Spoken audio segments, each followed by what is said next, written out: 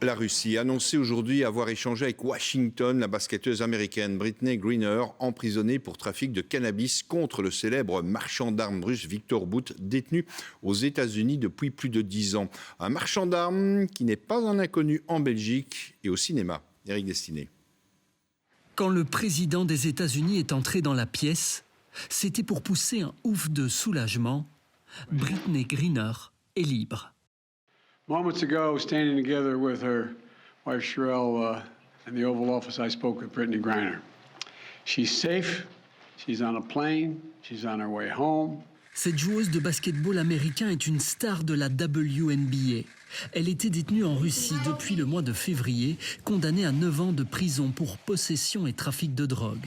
Les douaniers de l'aéroport de Moscou avaient trouvé dans ses bagages une cigarette électronique avec un liquide de vapotage aux effluves de cannabis.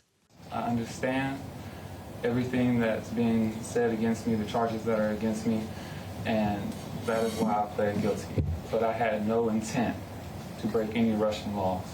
Au cœur de cet échange de prisonniers, le Russe Viktor Bout, détenu depuis 10 ans aux États-Unis.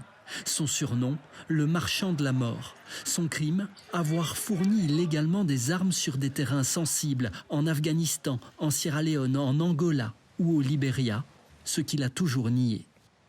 J'ai homme d'affaires, j'ai gagné ma vie avec le service des transports de fret aériens. J'ai été basé à les Émirats Arabes Unis. J'ai acheté peut-être 15 avions, et c'est tout que j'ai. Et on a fait un travail commercial normal à l'Afrique. Peut-être dans les places exotiques, mais c'est toujours tout à fait en conditions normales. L'histoire de cet homme a inspiré le scénario du film Seigneur de la guerre et le personnage de cette superproduction, interprété par Nicolas Cage. Viktor Bout a aussi opéré des vols depuis la Belgique dans les années 90. Il a été arrêté en Thaïlande en 2008 avant d'être extradé vers les États-Unis.